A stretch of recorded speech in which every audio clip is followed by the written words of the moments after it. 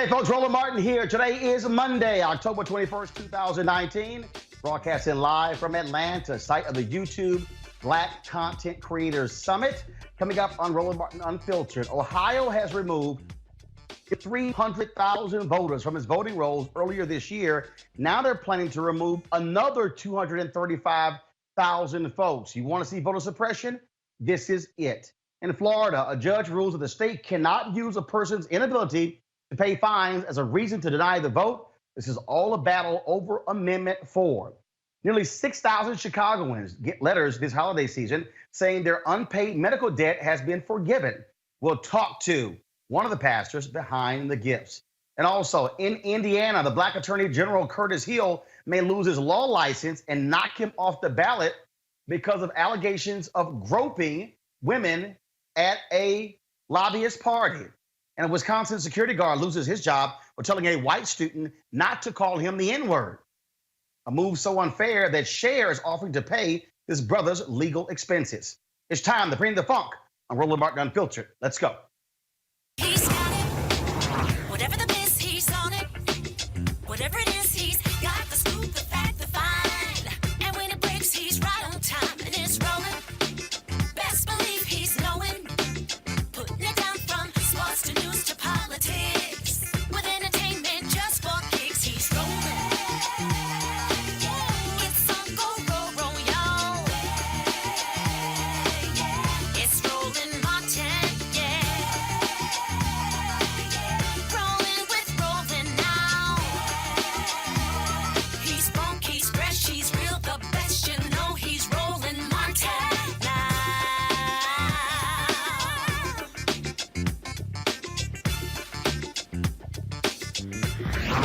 Martin.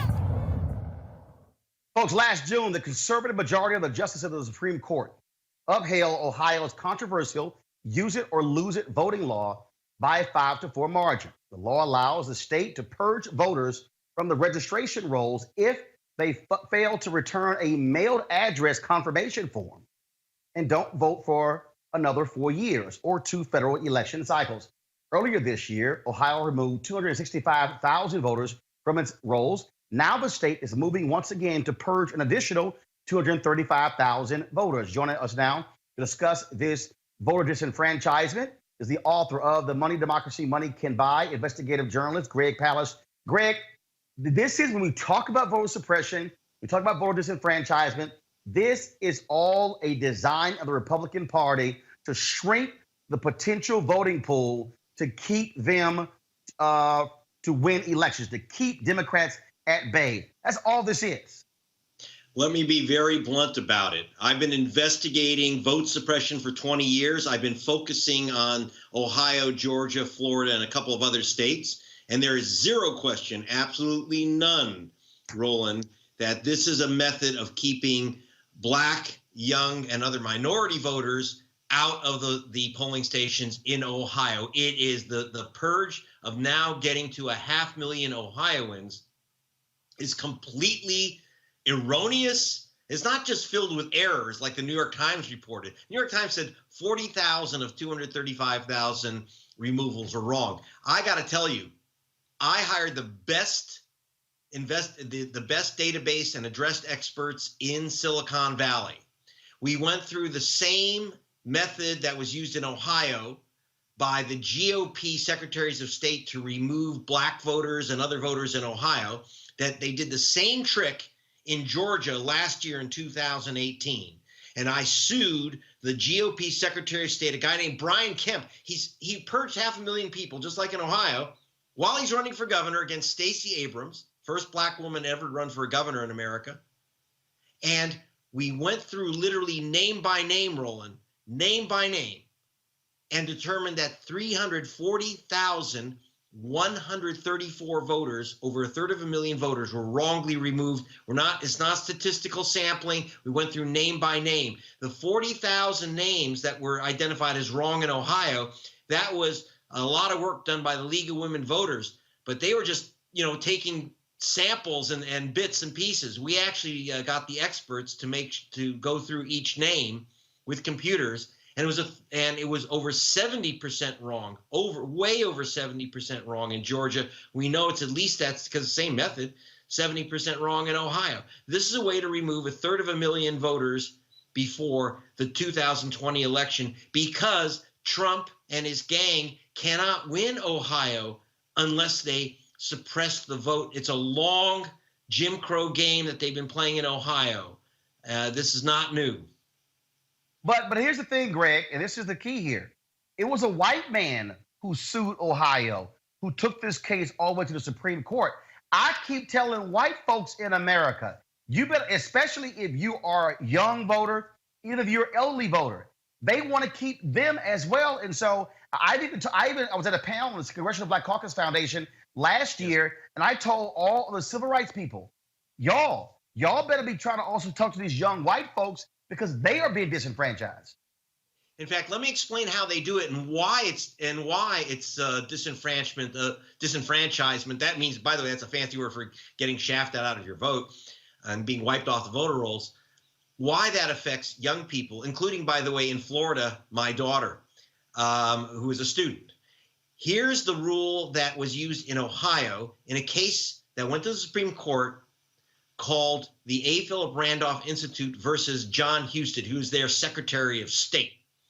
Husted said, under the National Voter Registration Act, you cannot lose your vote for not voting. Now, you read the papers, you read the New York Times, you read the Washington Post, you say, oh, you're losing your vote because you didn't vote. That's against the law, Roland. It's right in the National Voter Registration Act that you cannot lose your vote for not voting, because in America, you have the right to vote. You also have the right to not vote. So what's going on here? Because John Husted, the Ohio Secretary of State, like Brian Kemp, the guy who stole the election in Georgia, they're using the same trick. They're saying, we're not removing people because they didn't vote. Not voting is simply evidence that they've moved. And how do we know? Well, we don't just use not voting. As you mentioned before, you get a postcard. Now, so you don't vote a couple of elections, you get a postcard, maybe you miss another election, and they take you off the voter rolls. Does that mean you've moved because you haven't voted or you didn't respond to their postcard? Not at all. That's why we got the guys who work for Amazon and eBay and American Express. By the way, you notice that to prove, and they said 300 in Georgia, 340,134 people had never ever moved, and yet they were removed, purged from the voter rolls. Ohio's using the same faulty method deliberately. Why? Are you ready for this? When you use postcards, it's actually a racist Jim Crow trick. Because when you send out postcards to people and expect a response and say your vote's only saved if you return the postcard, what that requires is that you get the postcard. Now, if you're a student like my daughter who moves dorms every year, you won't get the postcard. You lose your vote. If you are a renter, who rents? Low-income people, people of color, people in urban areas. We had a woman in Georgia who literally moved her apartment within a single building, so the postcard was not forwarded to her to return. So if you're a renter and you're moving about, and by the way, even if you move within your county, you don't have to re-register to vote, but you won't get that card and they'll take you off the voter rolls. So according to the census, a white older person owning a house in a suburb is 600% more likely to return a card than a young urban voter who's a renter. And in other words, it's very simple. You use the postcard trick. White people respond. Poor people, young people, people who move, renters, voters of color are not going to respond. They know it. And that's why they're using that postcard trick. And even not voting in a midterm, as you well know, because of gerrymandering, you've got this issue where you have a lot of districts where if you're black and you're either put into a white district where your vote is drowned and so you don't bother to vote in a midterm, or you're in a stacked district where, like in John Lewis's district in Atlanta, he doesn't have an opponent. So why would you bother to vote, right? So again, the bias is baked in. The Jim Crow tactic is brilliant. Man, I've been warning people about this stuff for years, and it is rearing its ugly head. Greg Palast, we appreciate it, man. Thanks a lot. You're the best, Roland. Thank you. Thank you very much. Joining me right now, Dr. Amos Jones-DeWeaver, political analyst, Dr. Julian Malveaux, economist, president emerita of Bennett College, Julian Boykin, founder, chairman, Young Republicans of Maryland, also. Shermichael, you in the house? I am, Roland. I'm in the house as well. I want to first start with, let's go to Julian. Start with you. Look, this is very simple, and that is Supreme Court has allowed Ohio to do what they're doing, which is, I think, pathetic. And then today, of course, the Supreme Court also invalidated a judicial decision and determined that Michigan's districts there are political gerrymandering. Of course, they had their previous ruling where they said they can't make a determination, which is weak as hell. They can't decide what's political gerrymandering, which is nonsense. But this is clear voter disenfranchisement. Republicans are doing this across the country. Democrats are not. Why? Why are Republicans insisting on disenfranchising voters or purging them from the voting rolls? Because they didn't vote? Really? I don't think it's right to take away a person's right to vote, especially if they're entitled to it. The voter suppression is real. It's been going on for a long time. You know, the underlying message behind it, you know, when you suppress the voter rights, you know, you cut out the numbers. You know, when you do that, you have an underlining message behind it where, you know, the ultimate goal is to win. You know, I think if you have a strong message. But Julian, does it offend you that your party is doing it? It does, because I think if you have a strong platform, you should let the people decide for themselves. You know, I think if you have to cheat in order to win, you know, there's an underlying message behind it. Me, if I'm gonna run, I'm just gonna run and let the people decide for themselves and not have to, you know, result to voter suppression. Sure, Michael, this is what I have consistently said. This is why black people will not really consider Republicans. Yeah. If you mess with the right to vote, black folks are not playing that game. Right. So when it comes to this issue, when it comes to gerrymandering, when it comes to voter suppression, when it comes to all the little gimmicks and the games being played, and Republicans in D.C. and across the country, they got no problem with it because it's about winning. Well, no, you're right. And I think for African Americans, the idea of voting and suppression with voting, particularly as it pertains to us, has been a very systemic issue. And so my hope, Roland, now that we know that this problem exists, I think you have organizations like the NAACP Legal Defense Fund.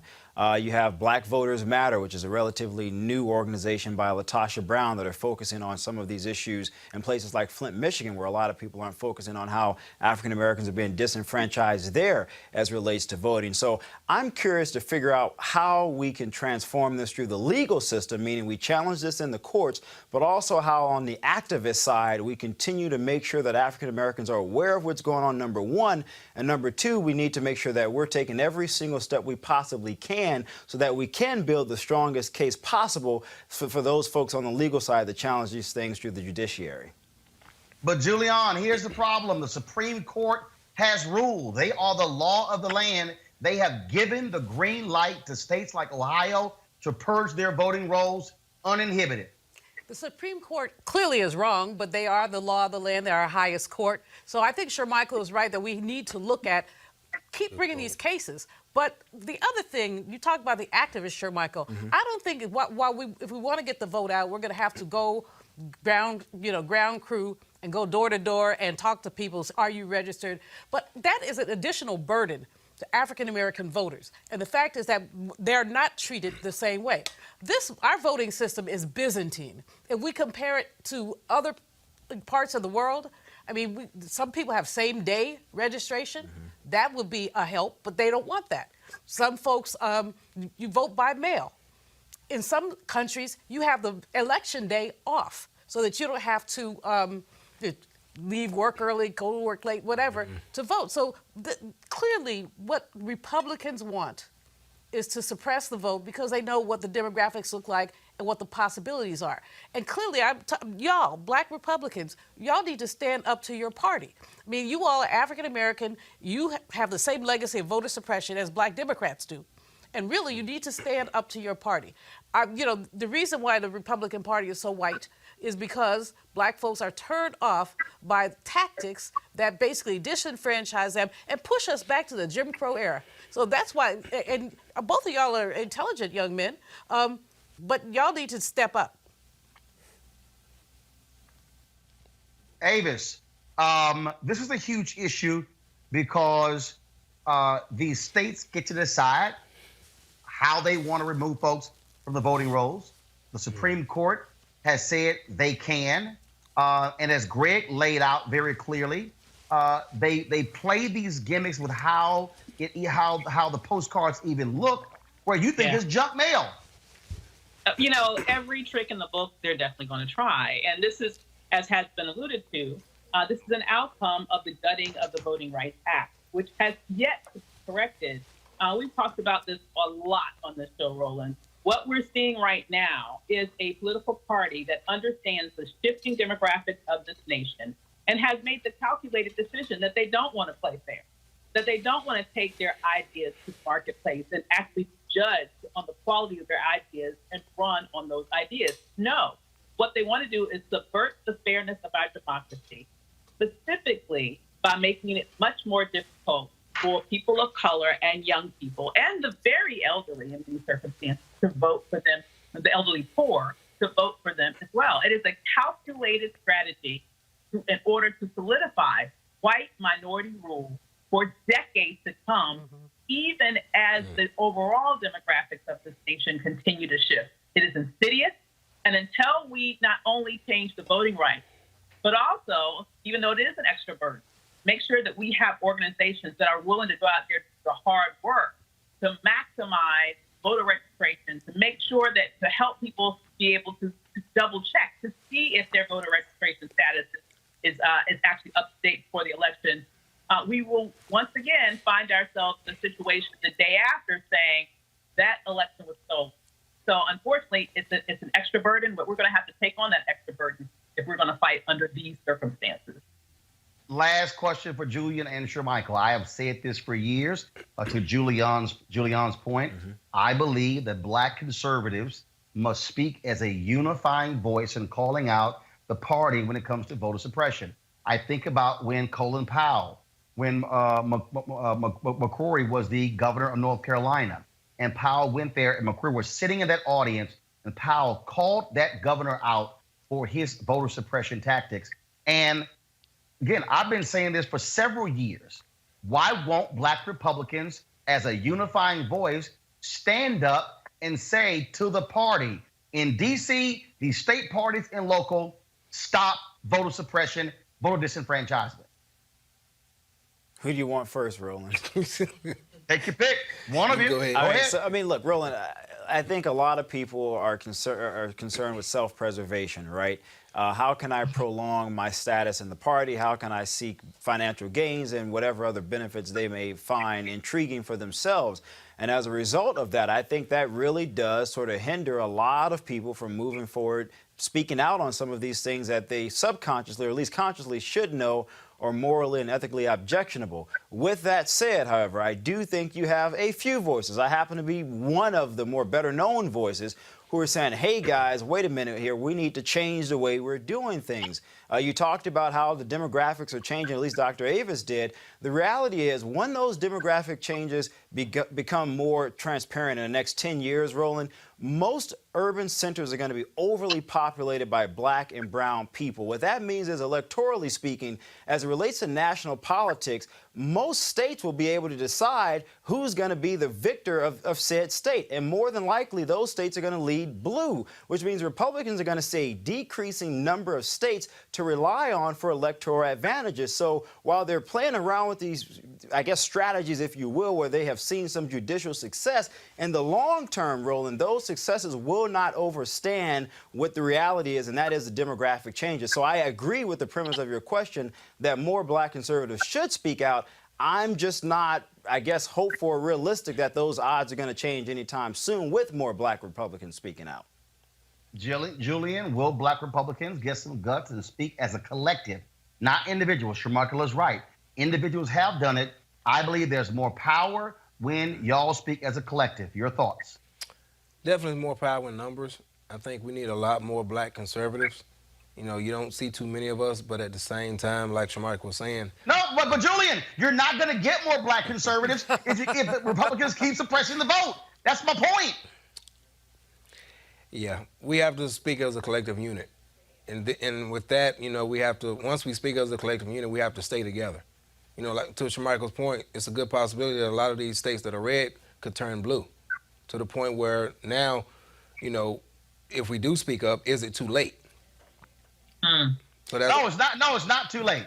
It's not too late. Well, Roland, in fact, here's my next story. In Florida, after Republicans and Democrats went to the polls to vote on Amendment 4, the Republican legislature and the Republican governor, Ron DeSantis, essentially put in place a poll tax to keep the formerly incarcerated upwards of 1.4 million people from getting the right to vote.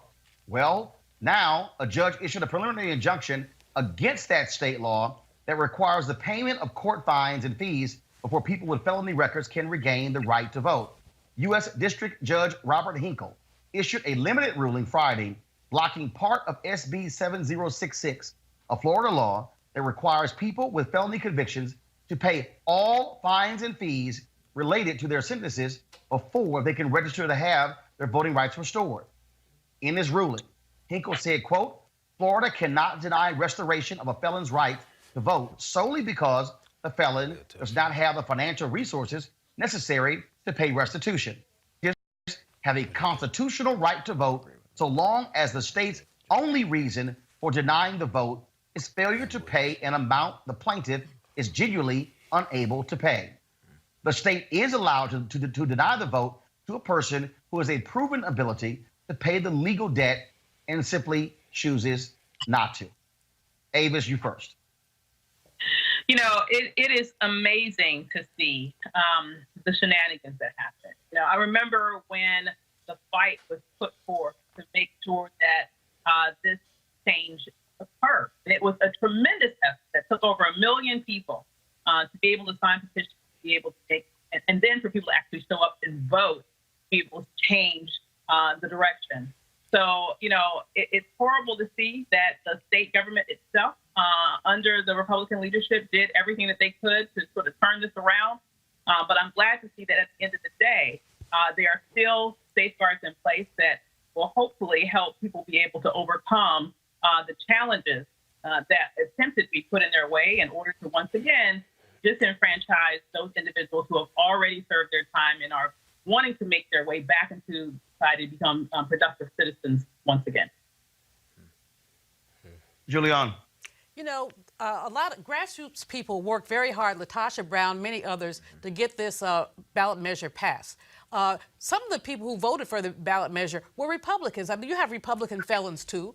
I lied. No. This passed by 67%.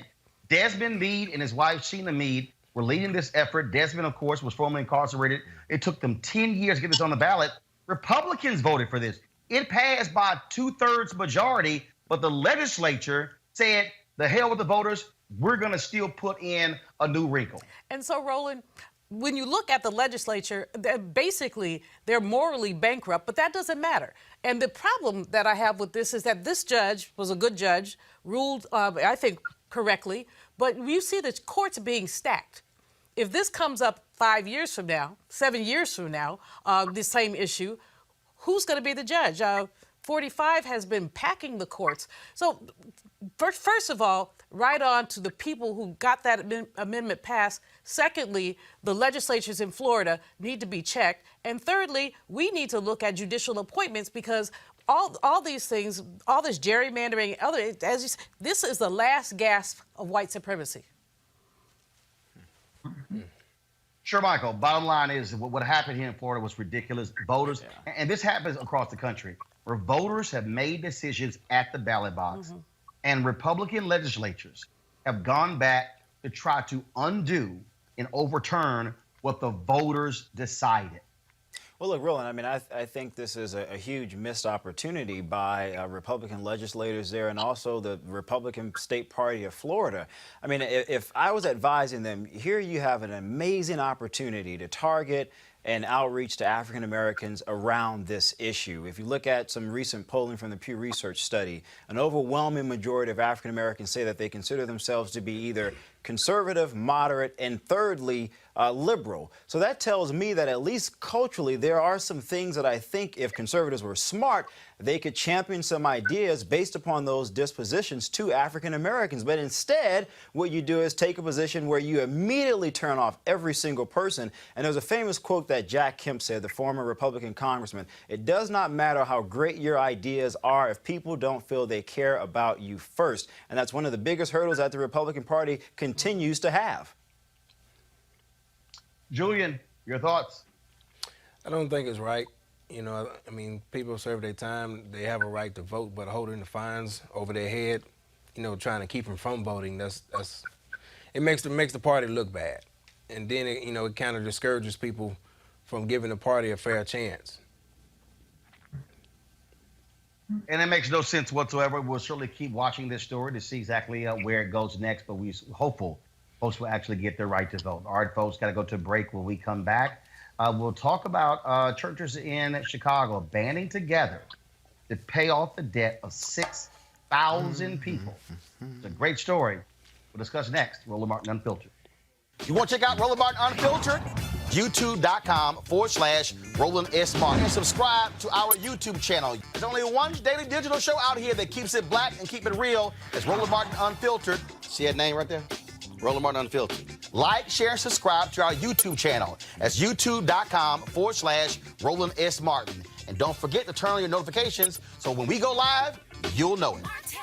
All right, fam, it's almost that time. The holiday season, of course, is, for many of us, the favorite time of the year. Now, whether you celebrate Halloween, Thanksgiving, Ramadan, Christmas, Kwanzaa, New Year's, all of these, of course, from October to the end of the year, this is when you think about spending time with the people you love the most. This is also the time to count your blessings and support those less fortunate and look at how you can have an impact on their lives. Well, I have the perfect opportunity for you to be a holiday hero. Have a major impact on other families. Here's the deal. Right now, hundreds of thousands of Americans are sitting in jail without being convicted of a crime. Why? Because they lack the financial resources to pay their bail. Now think about it. If you are arrested for any minor offense, you'll be taken directly to jail. If you don't have bail money, whether it's a few hundred or a few $1,000s, you will stay there until a court date is scheduled. Now that could be days, weeks, or even months. America's bail system is broken and has created a two-tier system of justice, one for the rich and one for the poor. Folks, freedom should be free. That's why the Ebony Foundation is partnering with the Bail Project and is sponsoring the Home by the Holiday campaign. With your help, our goal is to bail out 1,000 people by New Year's Day. Now, how's that for a holiday gift? A donation from you can change someone's life tomorrow, and here's why it is critical. People of color represent upwards of 90% of the jail population across the country. It ranges from 50 to 90% depending upon where you are.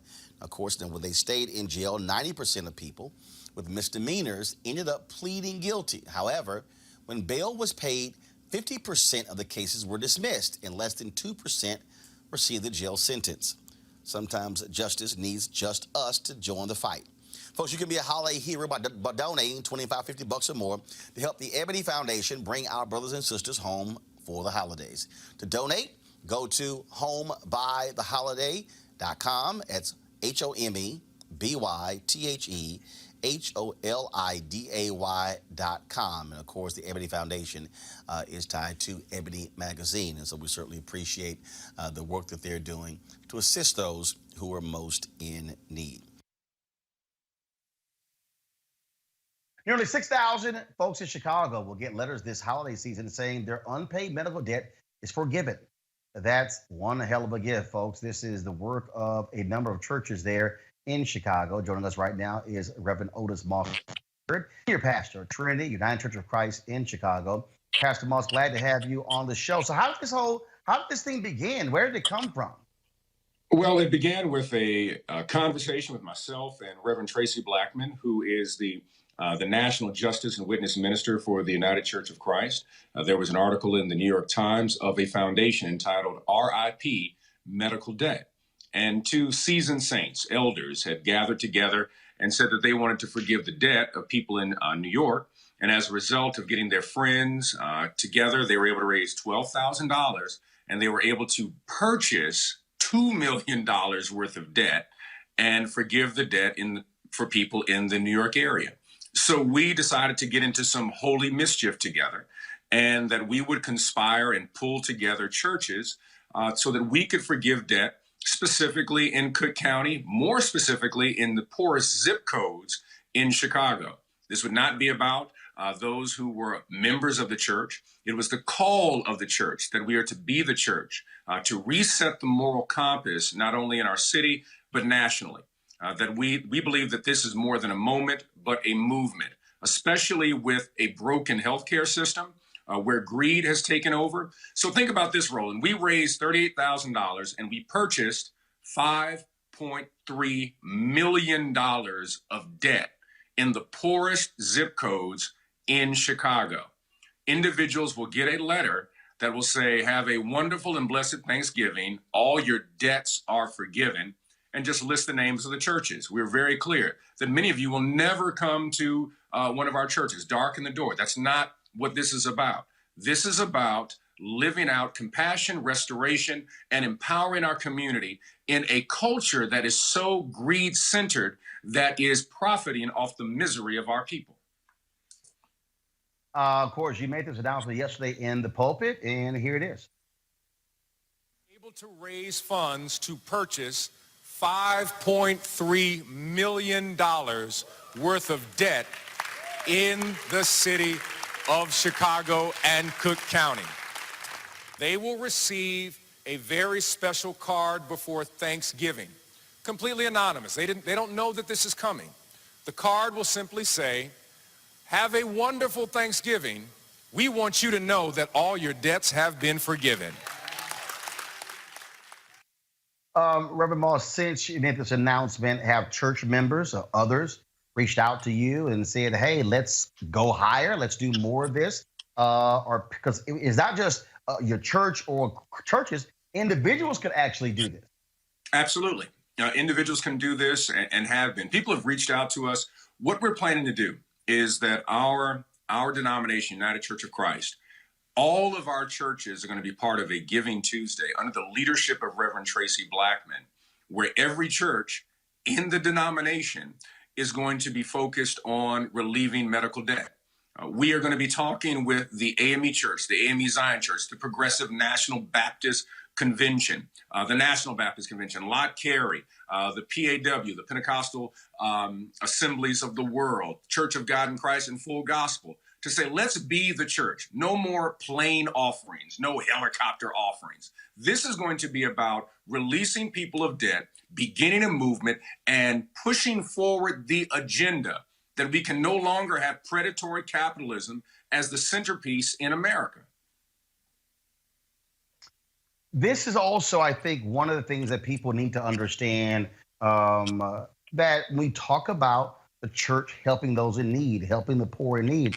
Medical debt is the number one reason why people in this nation file for bankruptcy. In 2004, when I filed for bankruptcy, it was because I owed nearly $100,000 in medical costs after my appendix ruptured, covered the Democratic Convention in 2000, and not having insurance. And the reality is, you have folks in D.C.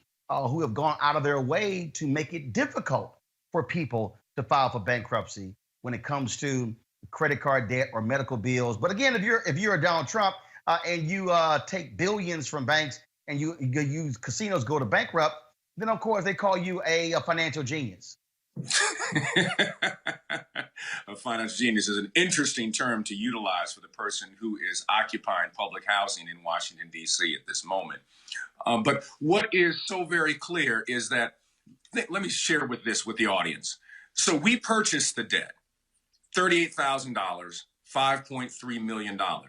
So the hospitals had already written off the debt, and then they were selling it to debt collectors who are looking at this as a predatory opportunity in order to ensure that a certain group of people will become wealthy. Now, the ironic and the God move, which is interesting, the person who runs the foundation, RIP Medical Debt, used to be a debt collector, and his conscience was bothering him that he was making money off of the poorest people.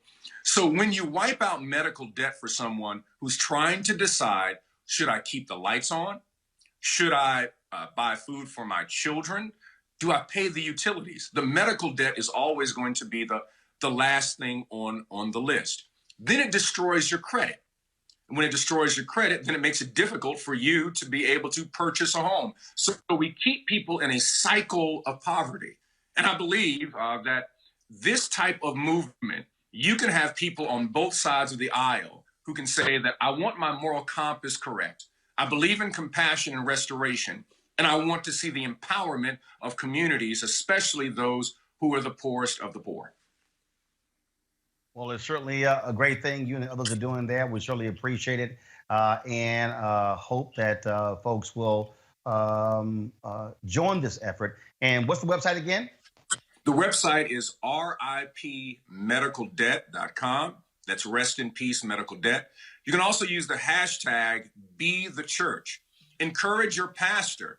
Encourage a member of your denomination. Tell them to join the movement, that we're going to change and transform the way that we think about healthcare in this society. Because as a person who is a part of the Christian tradition, we follow a person who is a healer, who does not care if you have a pre-existing condition, who will ensure that you are empowered, that you are lifted. And even if you don't say thank you, he will not take back the healing nor send a debt collector after you.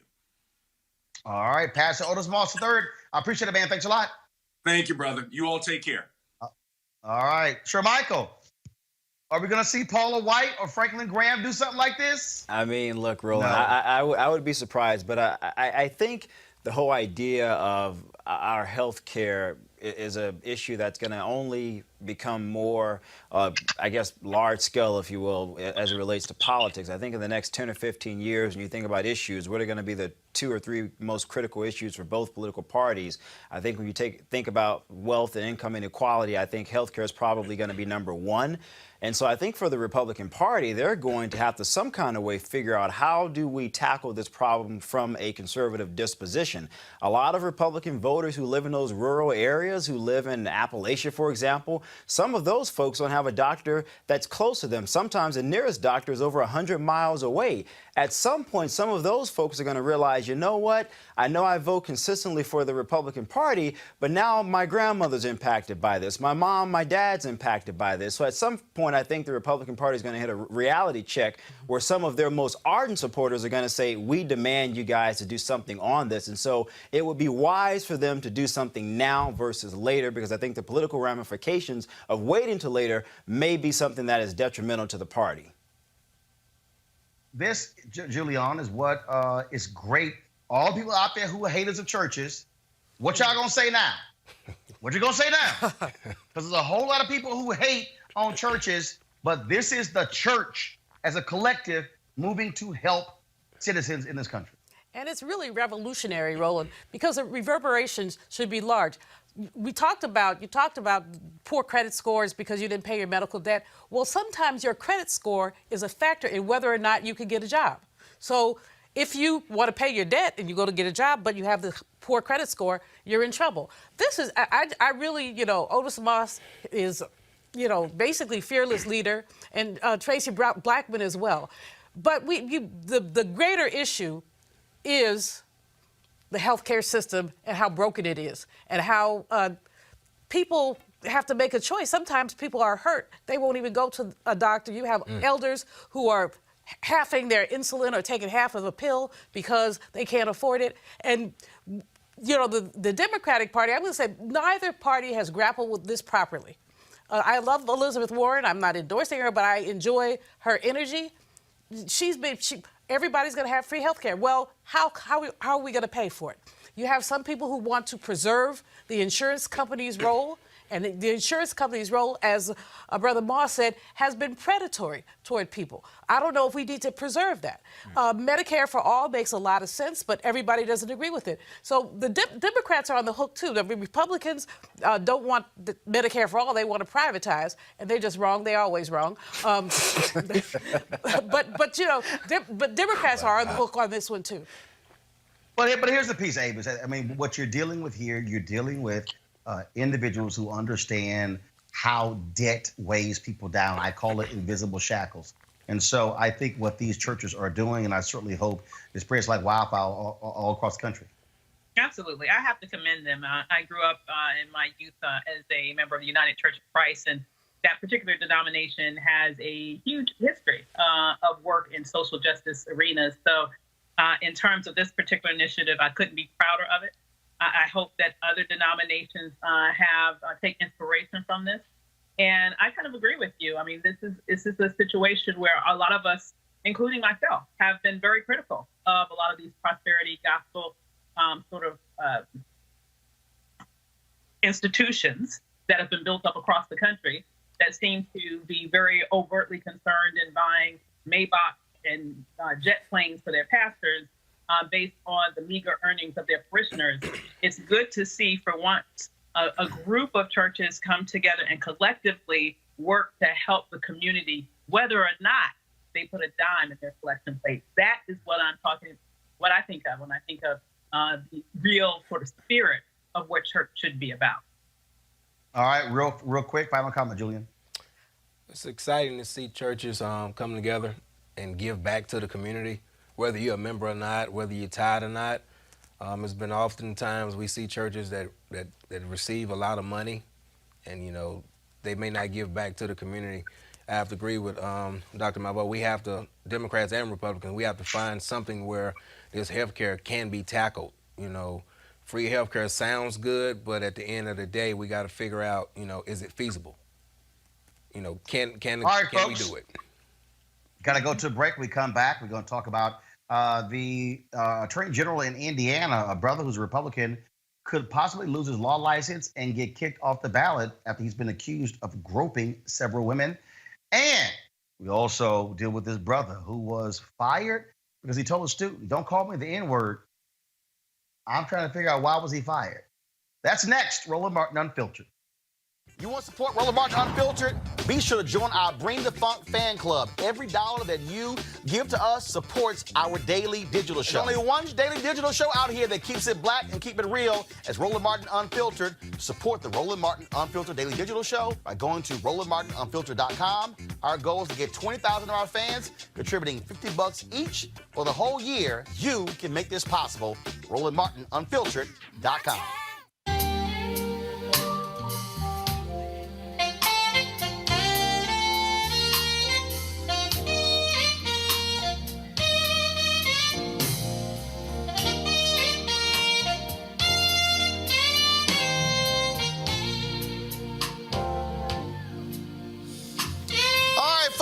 Luxe Jazz Experience taking place in Cabo, November 7th through the 11th. Of course, if you want to attend, go to lifeluxejazz.com, LIFELUXEJAZZ.com. But if you cannot be in Cabo for those 4 days, 14 different amazing artists, then, of course, you could live stream it. Get your live stream pass at gfntv.com. That's gfntv.com. As I said, amazing artists: Gerald Albright, Alice Bouillon, Kirk Whalum, Donna McClurkin, Shalia, Roy Ayers.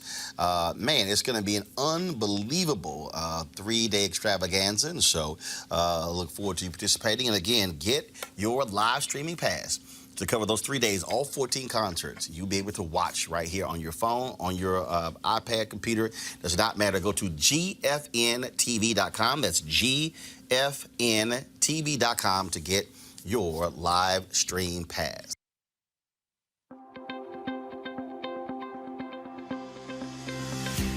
The Accelerator has been a great eye-opening experience. It's a chance to step back from yourself, step back from your organization, look at your goals and your missions in a different light, and to reflect on what you're really doing. I never had a business background. I started a nonprofit because I was passionate about food justice, food insecurity. Honestly, I was frustrated because I was trying to find someone or that group of someone's who was responsible for this problem and who should be doing something about it. But then I realized that I'm someone who wasn't doing something about this. This accelerator has been tremendous for us to come together with multiple entrepreneurs on the same issue, and I no longer feel alone. The Business Accelerator through the American Heart Association has taught me all the skills necessary to develop a sustainable organization. Thank you so much, American Heart Association. This opportunity has been wonderful.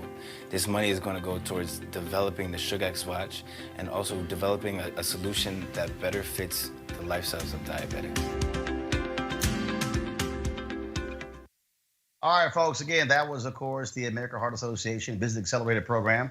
I emceed that on Thursday. We look forward to actually streaming the full program, so certainly congratulations to those young brothers who came in first and second place with some phenomenal ideas when it comes to healthcare. In Indiana, the Attorney General Curtis Hill is fighting disciplinary charges that could cost him his law license over claims he groped women at a downtown Indianapolis bar in 2018.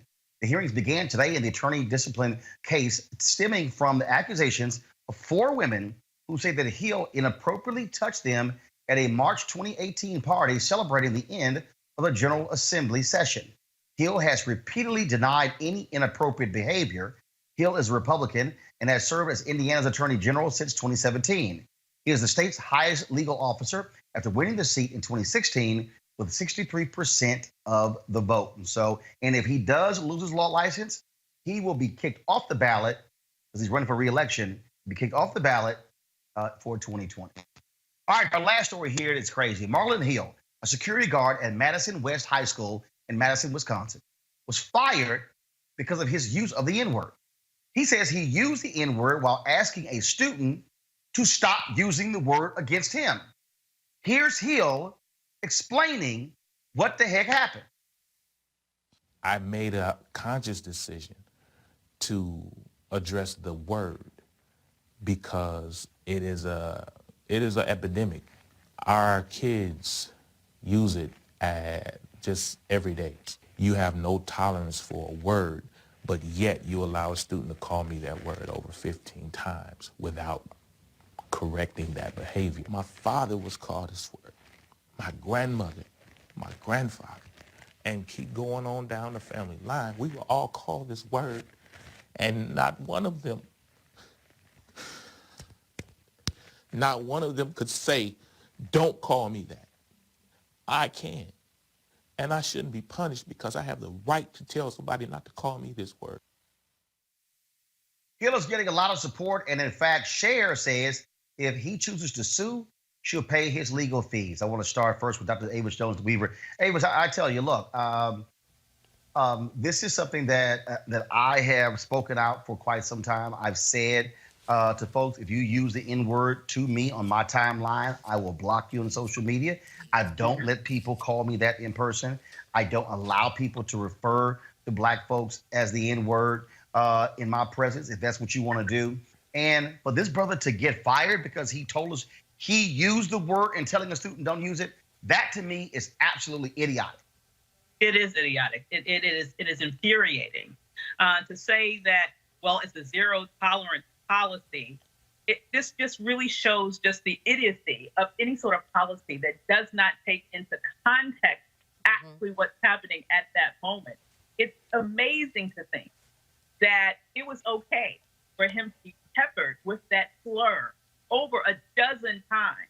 And finally, when he says, do not call me that, he's the one that has to pay with his job, with his livelihood, with his ability to take care of himself and his family. It's absolutely outrageous. And I hope that he takes Cher up on her offer and sues the daylight out of her. I don't get it, Shermichael. I don't get how this man, in standing up for himself, affirming himself, he gets fired? Yeah, I mean, Roland, this is a prime example of people being stuck on stupid here. And if I was an attorney, I would certainly advise him to figure out whatever legal means he has to sue. I don't think this was legitimate grounds to fire someone. He wasn't using it as a racial slur. He was merely saying, I am a person who demands respect. You will not use that word towards me.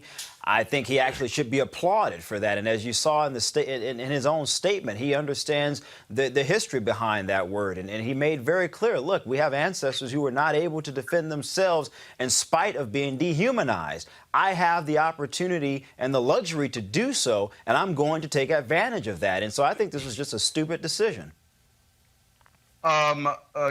Julian, I make clear to people, I don't want to hear your BS when it comes to the N-word.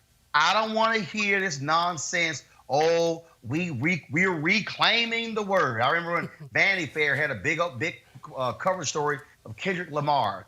And he talked about when a white girl came on stage and was singing one of his lyrics and she used it, he stopped the concert to admonish her. And he was like, can we please just have it to ourselves? And I was like, hell no, get that shit back.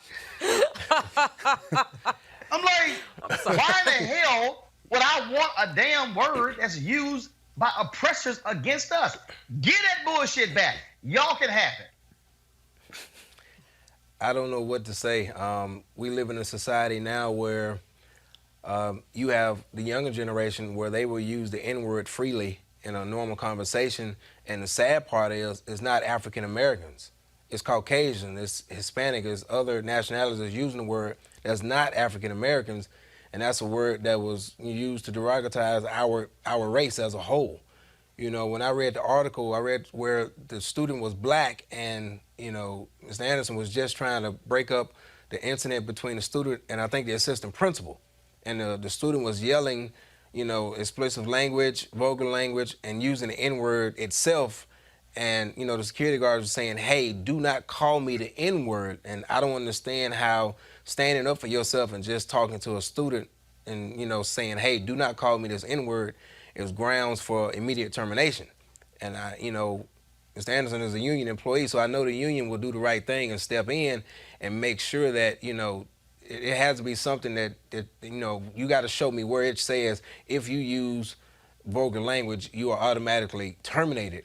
But he was using it in a way to defend himself. And I'm like, if a man can't defend himself, you know, against a adolescent to teach, you know, to teach an example of, hey, you don't say that to people, you know, then what line of defense does he have?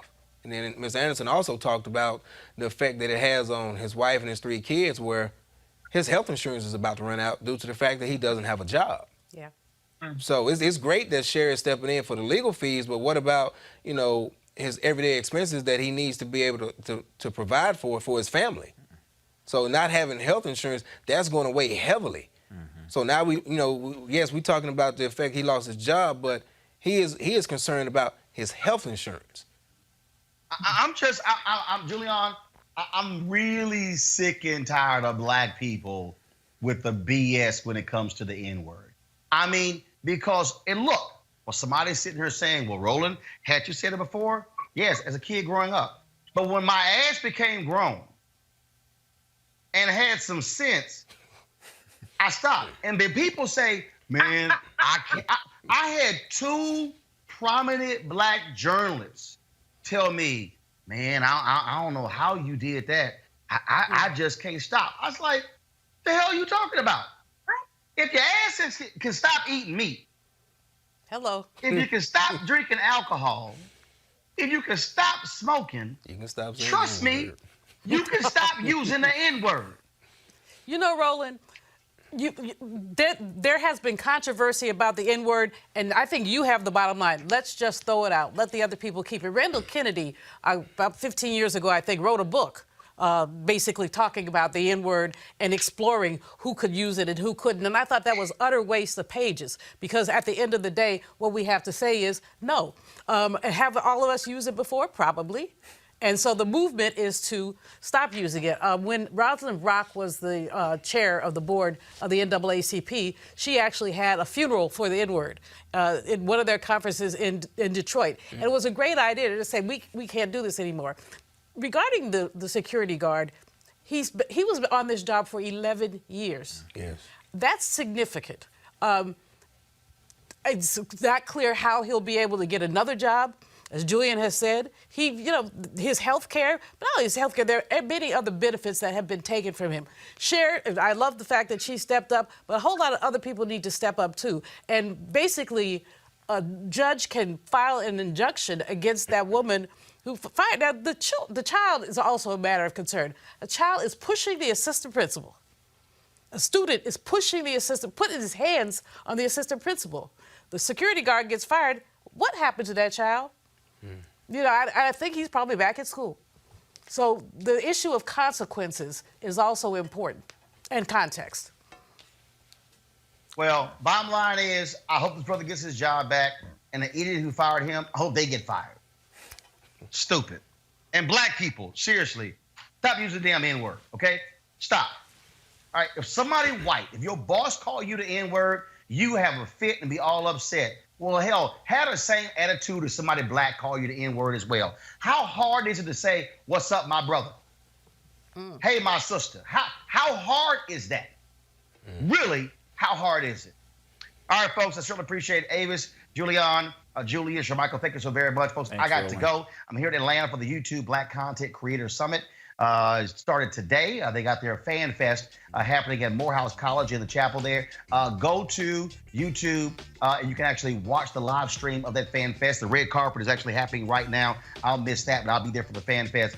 So looking forward to being there. And so going to learn some great stuff here. And we hope to, again, bring you some more exciting things right here in Roland Martin Unfiltered. Be sure to support what we do by going to RolandMartinUnfiltered.com, joining our Bring the Funk fan club. Every dollar you give goes to support this show, to make this show possible. Go to RolandMartinUnfiltered.com. You can pay via Cash App, Square, PayPal. Our goal is to get in a year 20,000 of our followers to contribute a minimum of $50 for the whole year. That's it. You know, you want to give more, other has given more, that's fine. But if 20,000 of our folks give $50 each, that's $4.19 a month for content that you're not going to get anywhere else. That's 13 cents a day. Trust me, we can stay Black owned, we can stay independent, which will give us the freedom and the flexibility to say what is necessary to speak truth to power. All right, folks, I got to go. I'll see y'all later. And also, all you national fans, especially Huggy Lowdown and Chris Paul, y'all about to get your asses whooped. Just letting you know right now. I know y'all all excited in Washington, D.C., but the Astros going to handle that business. And Huggy Lowdown, by the way, guess what? We got mosquitoes in Houston. We don't care about gnats. That's a little pesky. Holla!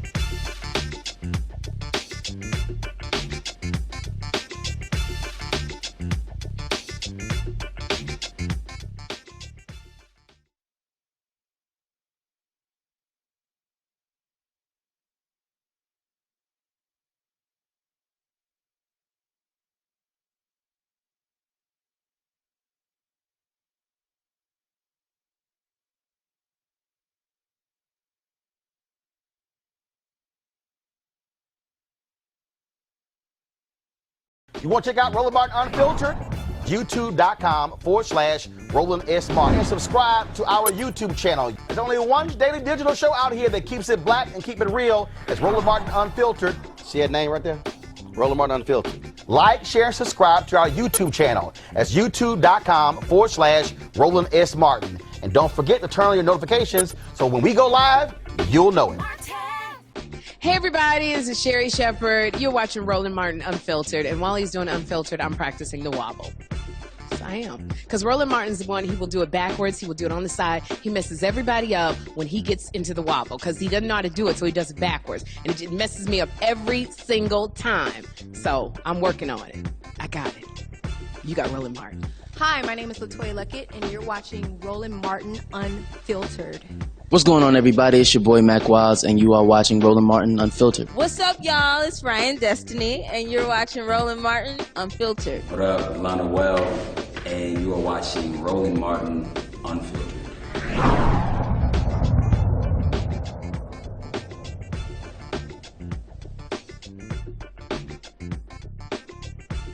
You want to support Roland Martin Unfiltered? Be sure to join our Bring the Funk fan club. Every dollar that you give to us supports our daily digital show. There's only one daily digital show out here that keeps it black and keep it real. It's Roland Martin Unfiltered. Support the Roland Martin Unfiltered daily digital show by going to RolandMartinUnfiltered.com. Our goal is to get 20,000 of our fans contributing $50 each for the whole year. You can make this possible. RolandMartinUnfiltered.com. Hey fam, want to check out Roland Martin Unfiltered, the blackest show on all of digital, cable, and broadcast. Check out our audio podcast. There's only one daily digital show out here that keeps it black and keep it real. It's Roland Martin Unfiltered. Press play. Martin.